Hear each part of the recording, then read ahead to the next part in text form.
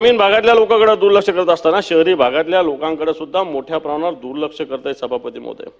ठिकठिकाणच्या शहरामध्ये गुंठेवारीचा कायदा जो आहे, या गुंठेवारीमध्ये थोडंसं रिलॅक्सेशन आवश्यकता आहे सभापती महोदय। गुंठेवारी कायदा सरकारने धावायला तर सांगितलं, पण तो पायात पाय अडकून कसा पडेल, त्याचे पाय कसे बांधून ठेवता येईल अशा पद्धतीनं गुंठेवारीचा कायदा सभापती महोदय आत्ताच्या घडीला आहे। आणि म्हणून हे सगळं होत असताना मग मुंबईचा विचार केला तर वेगवेगळ्या ठिकाणी धारावी सारख्या ठिकाणी योजना होत असताना पुनर्वसन त्यांचं करण्यासाठी वेगवेगळ्या ठिकाणी अदानी सारख्या कंपनीला वेगवेगळ्या जागा बहाल करण्याचं काम सभापती महोदय सरकार करतंय।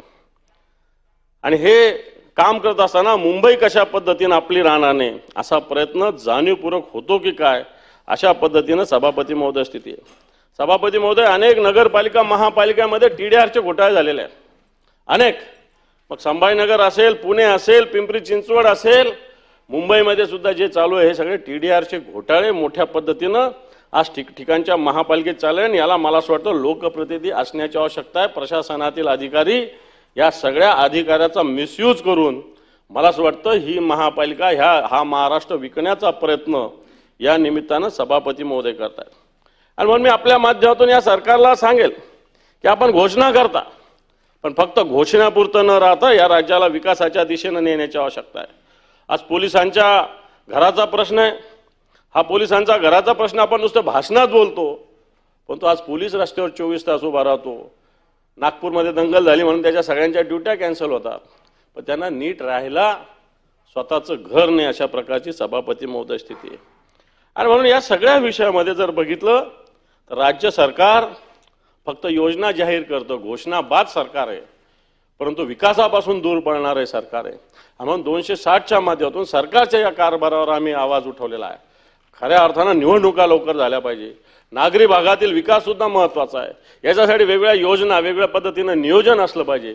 या नियोजनावर सरकारचं लक्ष असण्याची आवश्यकता आहे। आज कोण लक्ष देतं माहीतच नाही, मंत्री फक्त आपापल्या मतदारसंघापुरते राहिले, राज्याचं कोणी विचारच करत नाही। कोणताही मंत्री घ्या, माझा मतदारसंघ, जिल्हा सुद्धा बघत नाही त्याचा, फक्त मतदारसंघ बघतो। विकेश आहे, बरोबर आहे का नाही? फक्त स्वतःचा मतदारसंघ बघतो सभापती महोदय, जिल्हा सुद्धा बघत नाही। अनेक मंत्री, पालकमंत्री आपण म्हणतो जिल्ह्याचे, आपल्या मतदारसंघाचे पालकमंत्री राहतात, ते बाकी मतदारसंघाशी तालुक्याशी सुद्धा त्याला घेणं देणं नाही अशा प्रकारची स्थिती आहे। या राज्याचा एकत्रित विचार कोणीतरी केला पाहिजे, कारण हे सगळं करायचं तर एका तालुक्यात एका जिल्ह्यात आपल्याला करायचं नाही, या राज्यात आपल्याला करायचं आहे।